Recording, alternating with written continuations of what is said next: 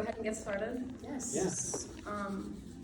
Hello, everybody. Hey. Thank you guys for coming. Thank you so much. My name is Hannah Frazier. Hannah, just call me Hannah. My name is Hannah. I'm Mel. We're both seniors here at App State, and we're both studio art with a concentration in painting and drawing. This is our first dual exhibition that we've ever kind of experienced and done the whole experience together, which is really, really exciting for us. Do you have anything else you want to say?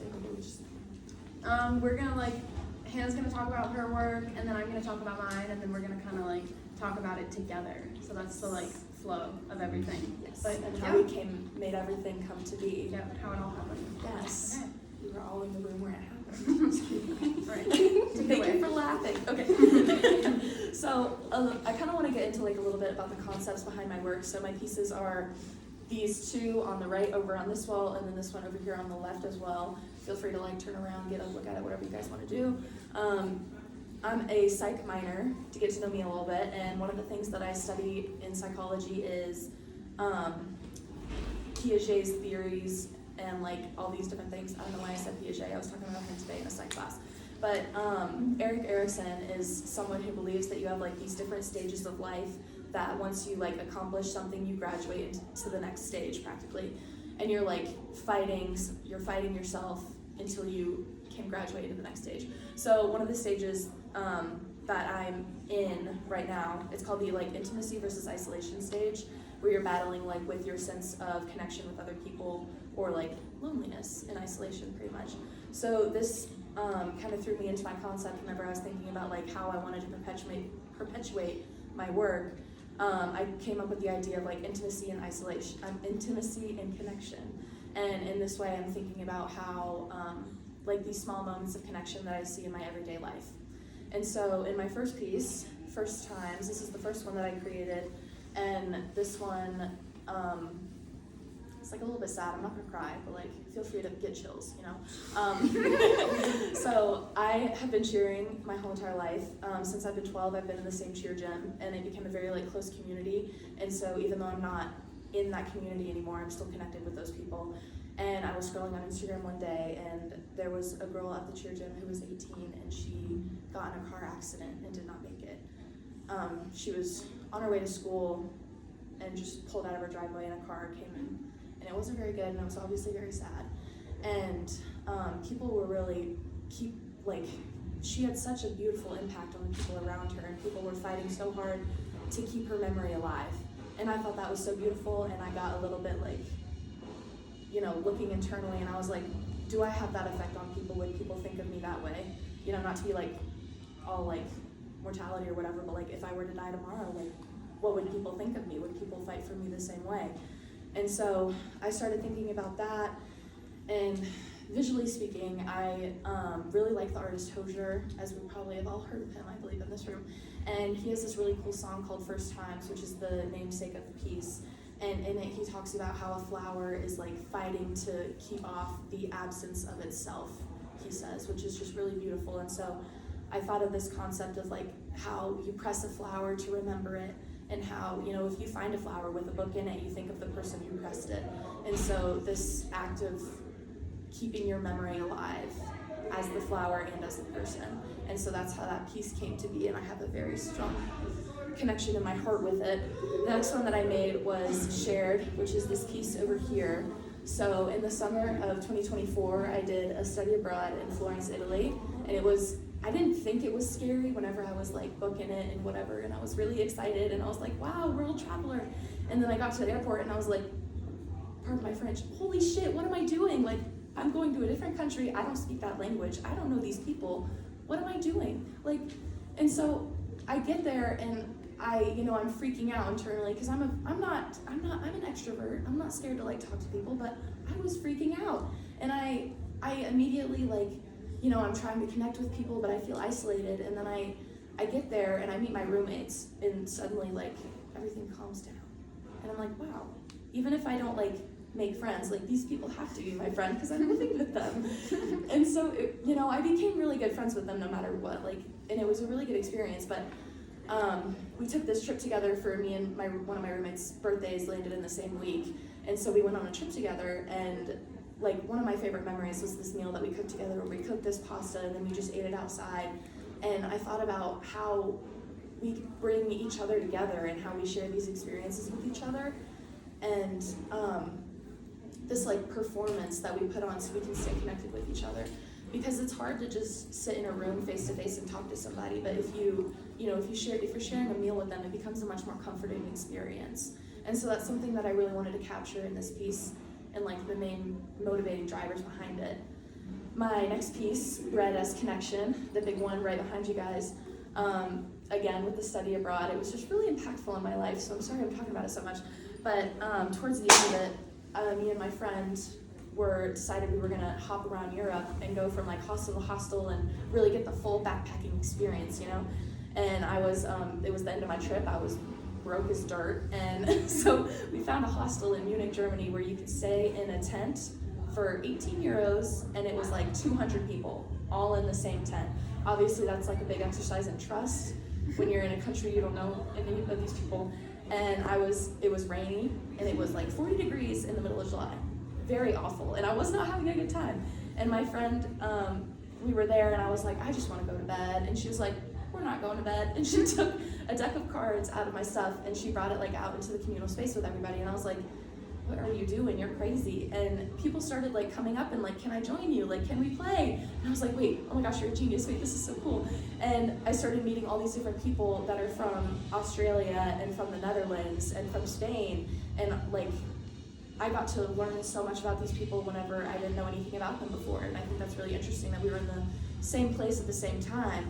And eventually it evolved from a card game to this person built a fire, and then someone brought out a guitar. And so we're all sitting around the fire and we're all singing the same songs, and it felt like home, even though I could not be farther away from home, but it felt so comfortable and warm.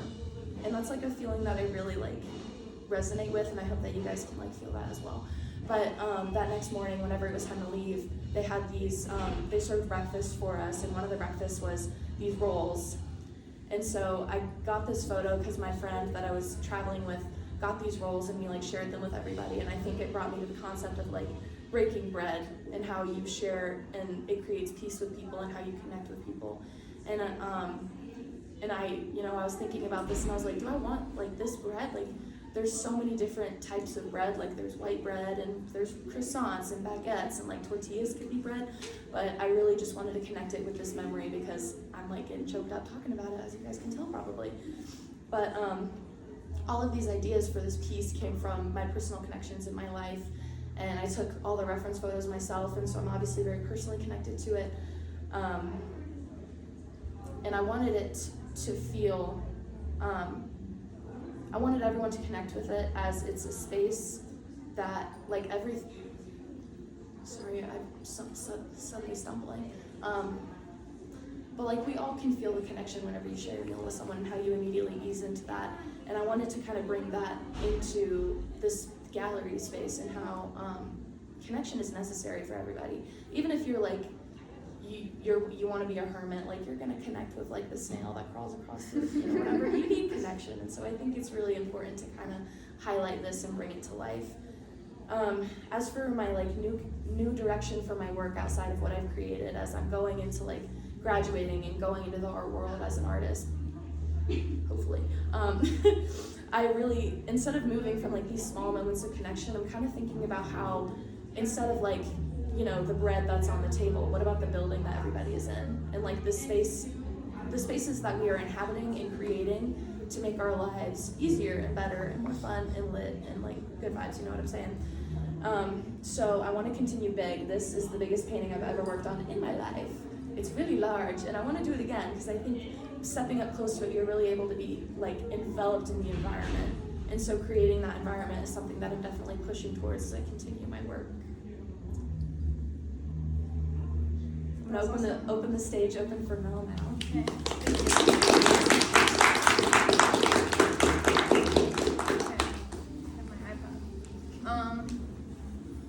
Again, I'm Mel. Thank you guys so much for coming. I hope you're warmer in here than it is outside. It's really awful out there. So just kind of as an overview, the work I created for this exhibition, it's based on like a personal narrative, a memory from when I was a kid, and I haven't talked about it a ton in detail, so you guys get an awesome inside scoop just for being here. So it was like my first big birthday party as a kid, and I like invited a bunch of people from school that I went to, and like other schools I'd gone to, and like old friends I hadn't seen in a while. And it was a party at a cupcake factory, like everyone got to come and decorate their own cupcake, and it was super fun, and I was really excited about it. But once the party got started and everyone kind of arrived, I started to feel myself getting pulled in a lot of different directions because I did like invited so many different people that didn't know each other, and it was the kind of situation where you can tell that people are annoyed at you, but they're not like being upfront about it. It's just kind of like they're like 7-year-olds, like we're making cupcakes. People are really upset right now, because I was kind of prioritizing the people that I didn't see as often, or I didn't go to school with anymore, just because I don't know, it makes sense. But my big kind of memory within the memory, like the thing I can visualize the most clear, is my best friend at the time coming up to me and like getting really upset in front of everyone and like telling me like, oh, you're not spending enough time with me on your birthday, like you're just hanging out with this other girl. And it just kind of, like looking back, it probably wasn't as intense as I'm remembering it, but I just had been reflecting on this and thinking about how as a kid I was putting on a performance for other people, like, and I think it's like one of the first times I can pinpoint existing for others, like not being authentic and kind of forgetting that I do have agency in the world around me, and the decisions I make. So after I kind of decided that I wanted to make work about this idea, I wasn't super passionate about just painting it as is, like painting a birthday party, so I started looking for ways to find imagery that would elicit similar emotions from my viewer, but it isn't a painting of the memory. And I wanted like my audience to have the effect of feeling like they were performing or they were entertaining just by looking at my work, and in that kind of inviting people to question their own performances that they put on, even in small ways, and like how do we interact through that lens in our day-to-day lives. So kind of I was looking for the thing that I was going to paint, and a theater came to mind. I have like a history in like performance outside of this, like dance and other things, so the theater also kind of held meaning to me in that sense. But I went out and took reference photos, and initially I actually was thinking that I was going to paint the stage of the theater, but then after going through the rest of my photos, I found myself being way more interested in the chairs themselves. So not like the place I would be performing, but the place that people would be watching me. And I just kind of decided to go with that. And that was kind of the beginning of my interest in chairs as a subject matter, which is something I'm working on currently. So while I was making this work, that fascination kind of deepened alongside it. And just the idea of like, can chairs become stand-ins for figures, or the implications that they have, because as an object they're designed for people, like they're designed to hold the body. So then just by seeing one, even if it's empty, there's still the implication of a person being there. There's kind of remnants of like people.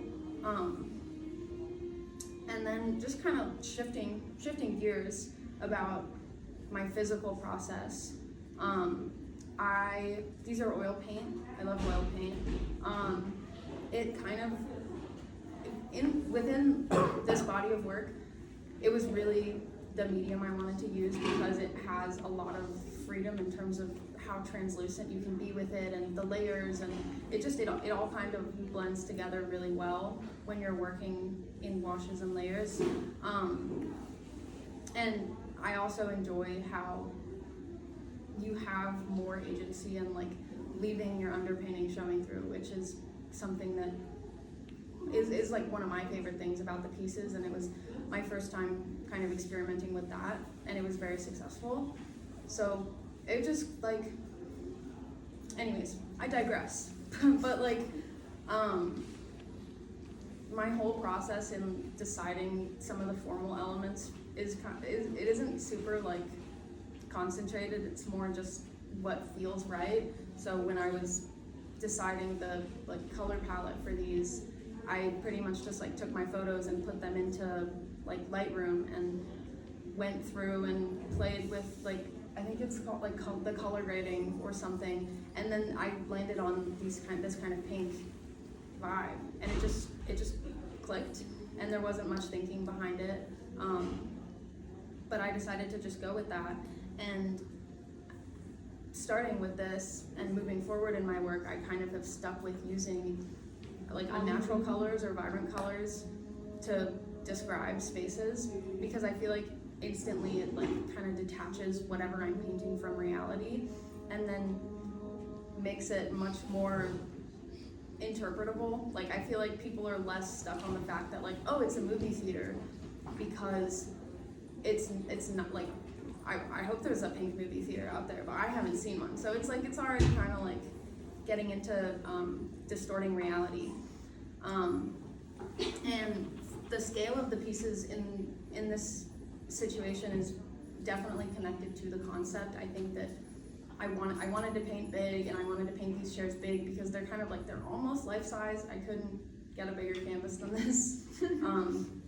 If I could have, I would have, but like because they're big, it's like you're there and like you're standing in front of them pretty much. So it's really just continuing to push that idea of how does my viewer feel, and like what are the emotions I can elicit through my paintings. And also giving some attention to my other piece. I painted that one small in comparison because I was very fascinated in this idea of kind of letting the figure mean less to me, even though like this is a representation of my memory. I wanted the scenery, and I wanted the chairs to take importance over me in this situation, because it just like I was really like hung up on just how it all felt, and these definitely like feel representative of that feeling, but then also like this kind of figurative scene exists as my own narrative, so that like there is a piece of me in it, but there's also like a piece of my viewers that's like, it's happening here, like right now, just because you're looking at the work. And just overall, I'm super happy I got the opportunity to work with the gallery, with Brennan and Sandy and Emma, who is not here right now, but in spirit. And it was just such an amazing opportunity. I feel like my work really came to life being here. I got to like bring my memories to the surface and like give other people the opportunity to kind of continue to investigate their own personal histories. And yeah, I don't know if I have anything else. Thank you to Hannah, also my amazing counterpart in this. But thanks, guys.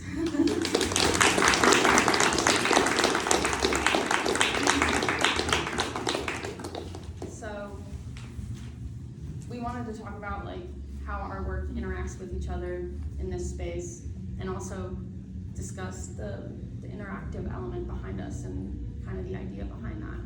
So yes. So as painting majors, me and Mel, we were thrown in a studio together last semester, and that's where we kind of like met and clicked, I think. Being able to work in such a close space with each other, we were able to bounce off of each other visually and conceptually, and kind of understand where we were at as the work was being made. And I think that whenever our professor told us about this opportunity to apply for the gallery, we immediately like locked eyes across the room, and we were like, wait, this is our moment, like we can do this. So in the studio that we had together, we watched each other grow conceptually and progress, and I think we both noticed that we were focusing on these like unconventional and ambiguous imagery towards our like own personal memories and like our images around people and place. And so I think that underlying element really brought us together. And we wanted to create a universal viewing experience. So while this is like our personal memories and emotions around these pieces, it creates larger concepts around specific events with our chosen imagery of things that are common, like chairs and food and books and objects and all of these different elements that imply human interaction, even though not all of them are figurative. Yeah, and just kind of branching off of that, with the interactive element, when we were like curating the show, the idea of community came to mind, and facilitating like the idea of a community and how can our work bring people together physically in the space and also like mentally with people's ideas. So we also wanted to have a chair in the gallery. That was from the start. It was like, we should really do this. It's gonna be awesome. And then just the interactivity of the shapes as objects. I feel like that was like a last minute thing where it was like, oh, like what if I think it was like day of the reception. It was like we got the paper with they were cut into the shapes. It was just gonna be rectangles before, and I think that really makes it successful for like people that have walked in just like out of the student union and like written down something on it. Like I've gone through it a couple of times, and there's like really interesting stuff in there that definitely I don't think it would have happened unless they were the objects. It really is an engaging kind of activity, because I can tell just by reading the things that people are thinking about their lives differently and their experiences. So seeing the results of it were amazing, and also being able to organize something like that as an artist was really enlightening for both of us, because oftentimes in a gallery it's like, oh, you put the art up on the walls and like it's there and you talk about it, but I'd never thought about an interactive element in this sense, and I think it makes it a really special experience. But yeah. Thank you guys so much for coming and viewing and being a part of it. If anyone does have questions, we can do it. I don't think it's very late. No, plenty of time for questions. So yeah. Thank you, Mel and Hannah. Thank you. Any questions? We'll have like a 30-minute Q&A, or until we run out of questions. So yeah, 30 minutes, you can hang out, look at the work. Today's the last day the show will be open. So feel free to write down whatever experience you want to with the community on the participatory design. Just get a good look. So if anyone has any questions, now's the time. Is there a specific reason that it's like melting in that one? Oh yeah. So that was kind of like a process thing. Like initially I just wanted to do that one. Like that was the first one I made, and then after I created it, I felt like there should be another one, like a continuation, and then I didn't have a super specific idea of how I was gonna paint it, but I just kind of got to a point in this one and I was like, it's done. Like I think it's done, even though it's not as rendered as this one. And then when I kind of looked at them and reflected on it, I think it was kind of a subconscious like visualization of how my own memory deteriorates like through the passage of time in general, and how I might be thinking of this memory as completely different than it actually was, but it's still my memory. So it's just like, it was kind of, I was working with like deterioration and like the fragility of memory. So that was a good question. I forgot to talk about that.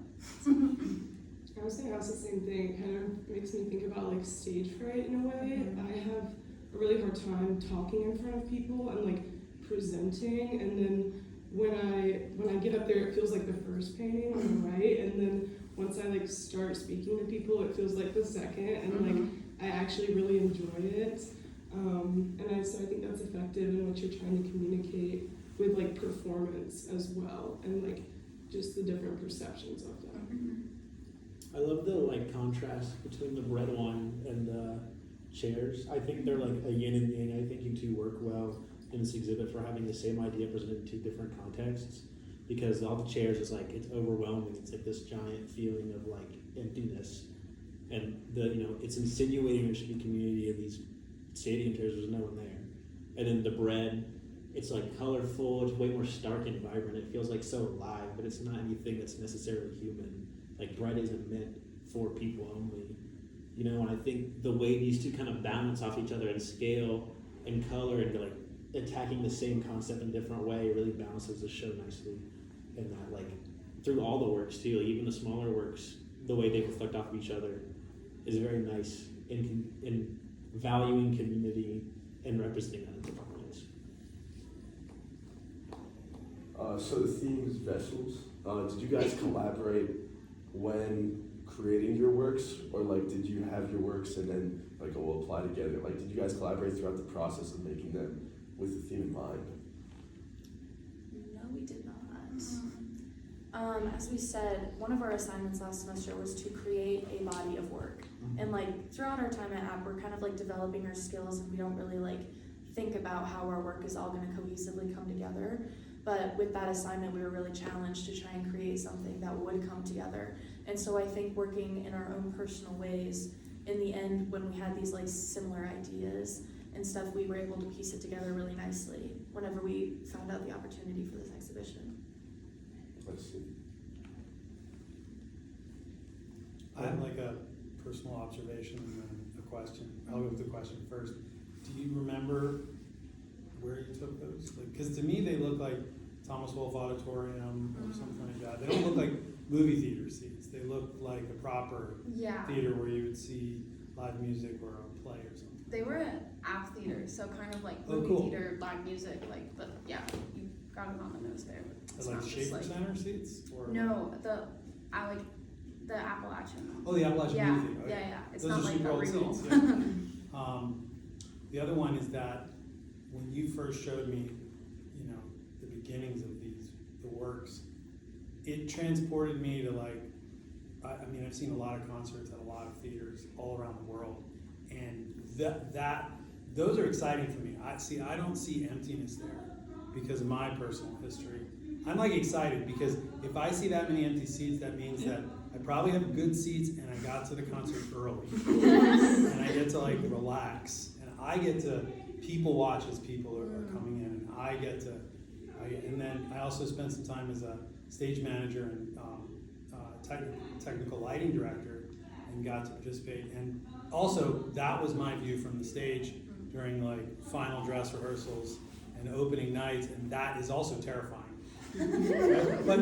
but not emptiness, more like it's terrifying that it's empty right now and then it might stay empty and the whole thing might fail, but it's also terrifying knowing that those seats will be full.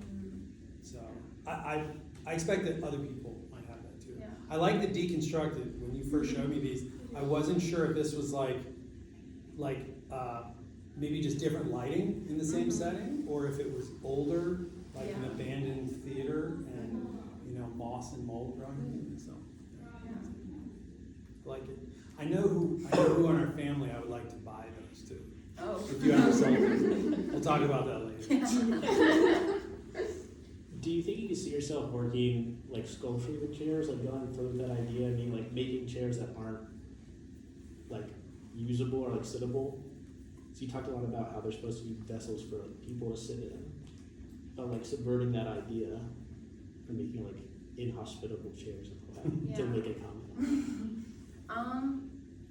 I haven't done a ton of like sculptural work, to be honest, in my time here, so I haven't thought about that up until this point because like my brain isn't wired to think like that. But I think that if I wasn't creating work like that, I think there's definitely a space in my concept for something like collaboration, or for it to become like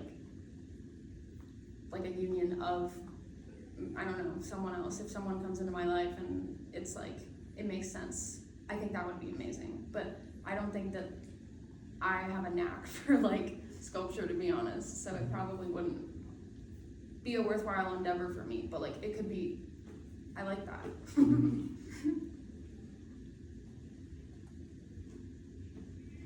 Going off what Brennan was saying earlier, I think specifically even the layout and how it looks in here, coming in, obviously there's a natural procession around the room, but this wall specifically, the way that these small paintings are almost on the same scale and are the only ones that do include figural elements other than that hand over there, but they don't show a full face, I think, really kind of speaks to me at least about the decentralization of the figure and how, I mean, painting historically is very figurative. That was the point. Mm-hmm. Like when it started, but kind of saying that objects can be more vessels for emotions and experiences even than something that is human when those are so naturally human. I forget who said it, but somebody said it may have been like Edward Tufte somewhere in like the design of everyday things. He said like objects can't lie, which seems kind of obvious because they're inanimate, but like, you know, humans can lie, even like an artist's representation of human, but like, yeah, so yeah, I hadn't noticed that. Decentralization. There's some balance is my other favorite part of it. Yeah, who hung these? It looks awesome. Yeah. I know, right? It's like professional curation. This person should go into art management. Yeah. I think going off of that, both of your works really provide room for the viewer to fully experience the work because they're almost inserting themselves into it. Since there are no faces, it's like I can easily imagine myself being there, and I think the chairs and the food go really well together because it's like this dining experience in a way, and so in that way, like Vessels is a very effective title. And I'm curious if you guys have any plans to work together again in the future. Well, oh my gosh, I would love to. Mel is just, I mean, even now, like, if you, I don't know if how many of you have seen, like, the work that she's creating in this very moment, but it, like, every single time I look at it, I get more and more inspired. The way that she's pushing the bounds of, like, color and layering and subject matter, and the way that she's exploring it with her photos as well, if you guys have, like, seen any of that. And I think getting the opportunity to work with her would be, like, again, would be, like, the moment of a lifetime, and I would absolutely love to. I agree with that, definitely. And like, I think like even if we don't have like another duo show together, like if the opportunity does not arise in our time here, we're definitely like we're working together right now. Like we're in our advanced studio class again, so it's like we're together for a lot of the time during the week and a lot of the time outside of the studio. So our work has definitely continued to grow alongside each other, and we're also working on our senior studio. We're in the same seminar, so it's like if you think about it, we'll be working. We will have another show. Yes. But we'll be working together for like the rest of the time till we graduate. Yeah. So Very exciting things to come. yeah. It's a lot of impressionistic tones in your work. Do you have any like favorite painters that you kind of look towards? Yes. I think if you guys are familiar with Salman Tor, he has a very strong use of color and using like his imagination whenever he paints. So I lean very heavily on like photo references to get my colors, and I like exaggerate them. So like if I see a cool tone, blue. If it's something's dark, it's like immediately purple, and like if something is bright, it's gonna be like a warm, like a yellow or a pink or something. And so he uses like green tones, which I think is really interesting in his work when he's impressionistic, and it allows more of his like brush strokes to come through more than the color. And so that's something that I'm more interested in, like as my work progresses, how not to lean on color quite as much, even though it is really awesome and I do really like it. And I sound like a narcissist when I say that, but like I think it is pretty cool. But Salman Tor for sure, and then Jordan Castile. She is a painter in New York City who this is another reason why I love Mel's work as well, is because she also leaves a lot of her underpaintings showing through, and I think it's very effective to show that paint is like a medium and it's not supposed to be photorealistic, and like you can really put yourself into a piece, and those are kind of elements that I really like and I look for in other contemporary artists as inspiration. I have a question about each of the smaller paintings, starting with Hannah. Mm-hmm. You talk about that being like a flower pressing, and I'm not sure what flower that is. I don't know if it's like a hydrangea, but it almost reminds me of a pom-pom. I wanted to know if that was intentional because of the subject matter. It was not, no. I was thinking the Oh same thing. my gosh, wow, I'm so smart, guys. I'm just kidding. There was an intention behind the flower, and I had it written. If I were to look like in my sketchbook when I made this, I was like researching all these different flowers and what they mean, and like And whatever that flower is, I really wish I remember, because now that you mentioned it, that was something that was on my mind when I was making it, but it kind of like perpetuated the feelings that I was feeling of like being remembered, and like and there was a Greek story. If like someone gives you that flower, then it's like they're thinking of you in that moment. And so that's why I chose that flower, but I think it's really funny that you think it looks like a pom-pom. It's intentional now. It is intentional now. This was my purpose. And then about vestige, you said that was about a memory from your childhood, but I assume that's like the reference photo was you at your current age. What was the intention behind that? Like, did you not want to depict yourself as a child, or is it like you as an adult revisiting the memory? Or? Yeah, I think it is like more along those lines, like kind of reclaiming the narrative and just keeping my work in the present, even though it is about the past, like making sure that I'm making work that's important because I'm making it now, like if that makes sense. But I felt much more inclined to paint myself as I am, reflecting and being put in a like birthday situation, than like painting an old photo of myself. I don't know, it felt more authentic.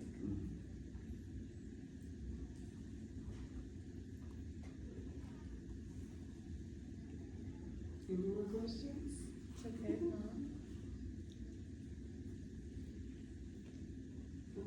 Okay. Well, thank you guys so much. Thank you guys so everyone much. for coming.